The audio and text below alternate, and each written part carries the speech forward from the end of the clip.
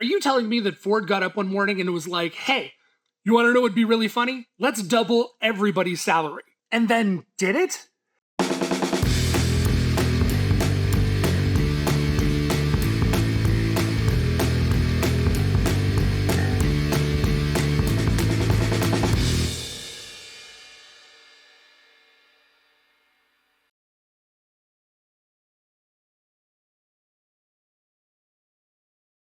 So today, let's focus on some of the myths and realities of Ford's $5 minimum wage. To understand this, I'm going to give you a little bit of context as to what the average automotive worker was dealing with in the early 1900s.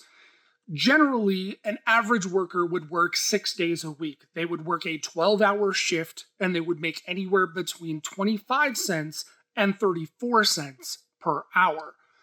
There were some people that made a flat rate per day, but generally you're going to make about 30 to 34 cents an hour. Also within that industry, nobody went home at 5. The factories were generally open 24 hours a day, except for on Sundays, where they would shut down and allow people time to go to church. As Ford Motor Company was drawing to the end of 1913, they were faced with a number of issues. And Henry was not happy with some things that were going on within his company. So he wanted to make some major changes, and those changes would drastically impact the automotive industry moving forward. The key problem that Henry was dealing with, and that problem which was the most forward-facing to the public, was the fact that Ford Motor Company was dealing with a great deal of turnover.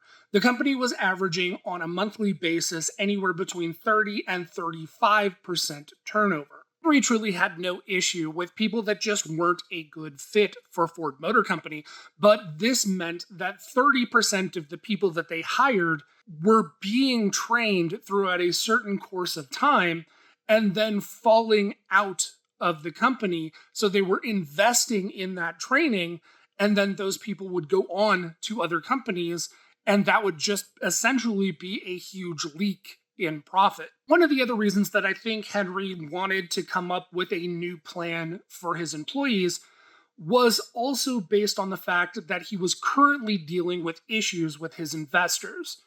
He really wanted to try and spend as much money as he was getting on the company, on the people, rather than have that money fall into the hands of his investors. I think is one of the big factors on how and why he structured the wage change the way that he did. Now, as most of you know, on January 5th, 1914, Ford Motor Company officially announced that they would be offering a $5 minimum wage to employees at Ford Motor Company. The announcement at the time being made by then Vice President of Ford Motor Company, James Couzens.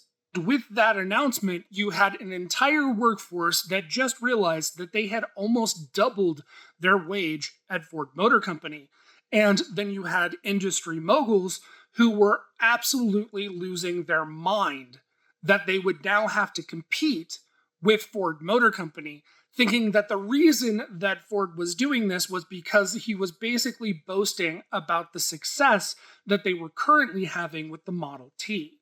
And to just twist the knife just a little bit more to his competitors, he also announced that he would be reducing the work week from a 12-hour-a-day shift to an 8-hour-a-day shift, and he would also be reducing the days from 7 days a week to 5 days a week. Ford is often credited for bringing the 8-hour workday, 5-day work week into existence within the work community. But the actual reality is that that belonged and was being actively practiced by the Quaker community and businesses that were run by Quakers previously to Ford implementing it in 1914. So although it wasn't a new idea, it was definitely a new idea for the automotive industry. It was a quote that Henry Ford made in a book called My Life and Work, where he explains that he had no real idea of the magnitude in which the information that he released would go as viral as it did.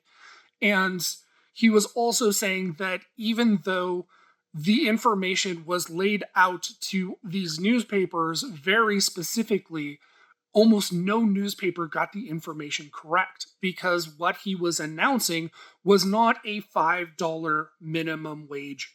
It was, you are going to make the exact same amount that you were previously making, but you could opt into a profit sharing program that if you followed a set of rules or you qualified for the program, you would earn an additional profit sharing bonus that would be added to your paycheck at the end of the pay cycle, because it essentially made employees investors in Ford Motor Company and allowed him to reroute dividend money into employees, and under the couching that he was trying to build a middle class, he was trying to reduce the amount of turnover within Ford Motor Company, which it did actually do.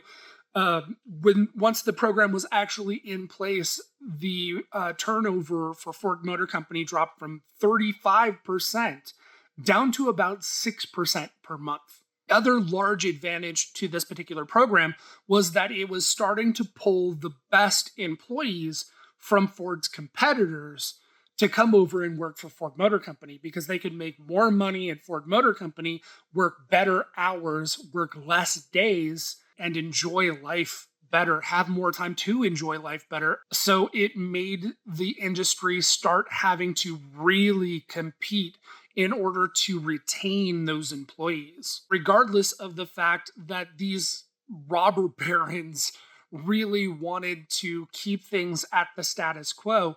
Ford really sort of just Leroy Jenkins his way into forcing them to make drastic changes in order to keep their best employees on hand. Ready, guys? Let's do this. Leroy Jenkins! It should be said that being hired at Ford Motor Company didn't work the same way that it did at most other companies. At this particular time, you would come in, you would fill out that application, but you weren't necessarily placed into a job that fit your qualifications. Rather, it didn't matter if you had just gotten out of prison or you had just gotten out of Harvard. Everybody started at the exact same level, the very bottom. You would grab a broom and you would go to work. Nobody at Ford Motor Company came in and started at a high-level job. Everybody started at the bottom and worked their way up. Now, when it came to the $5 minimum wage, or technically profit-sharing program, the one thing is that you had to qualify for the program. It was a bit of a misconception at the time that if you were hired at Ford Motor Company, you would automatically make $5 a day, regardless of what you were doing. And this was something that they had to make sure and educate people of when they were coming through the door, that that isn't how it worked. You had to qualify for the program and you had to maintain certain qualifications in order to stay within that program. And I'll be honest, the list of qualifications that were necessary in order to qualify for the minimum wage was extensive and fairly overreaching.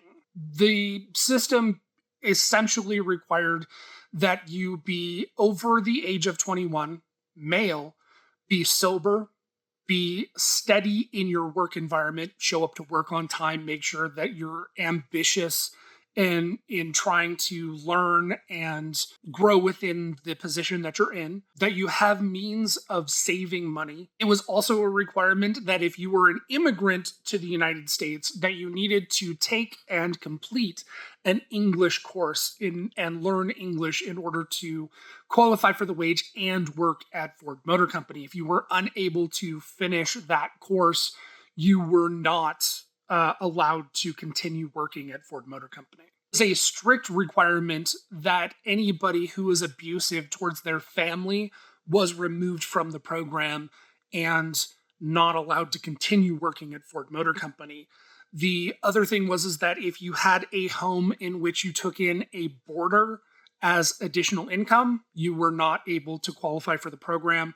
And you also had to, and were spot checked to make sure that you kept a clean house, a clean and orderly house. You were also required to provide proof that you had lived in the Detroit area for at least 6 months and or work for Ford Motor Company for 6 months before you qualified for the program. What exactly happened to those that didn't qualify for the program or happened to be caught doing something that disqualified them from being in the program? Technically, you had 6 months to get your house in order. You had 6 months to make changes and re-qualify to get back onto the program.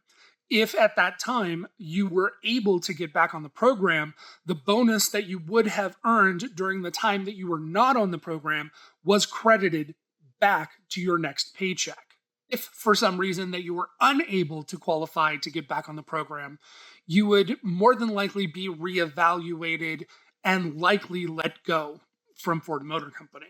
And with every good thing that this particular program did, it still had a dark side. And that dark side was the fact that Ford had an enforcement team that would go out and spot check employees to make sure that they maintained and stayed within compliance of the actual profit sharing program. This is going to sound unusual, but fortunately, because they were as heavy-handed as they were, it started to bring in a great deal of bad PR for Ford Motor Company as employees started to reach out to the press and let the press know how weird it was that these people would just show up to their house and question them, follow them on the street, and, just be really overly obtrusive into their personal lives. And that forced the company to reevaluate how that program was run. It's actually kind of funny because the quotes from My Life and Work, a book that Ford wrote in the 1920s, Ford actually states that he felt that the program was getting a little too parental and that it needed to be scaled back and reevaluated so that the employees felt a little bit more comfortable. So it was clear that Ford didn't necessarily realize how bad this particular department had gotten. This particular department really worked independently from what Ford was visually seeing his vision of how the program was being run. The person that was put in charge of the program was also kind of historically known as Ford's fixer. He was sort of the sheriff of Ford Motor Company, and he was incredibly heavy-handed, but he got the job done. So a lot of times people would look the other way because he was getting the job done. And it wasn't until really the newspapers pushed back on what was going on that Ford really firsthand saw that his dog was off a leash. Thank you guys for joining me for another piece of automotive history. If you enjoyed this video, check out some of my other videos on the channel. And if you are into antique Fords, please check out myflatheadford.com. Hopefully, I'll see you next week with another great piece of automotive history.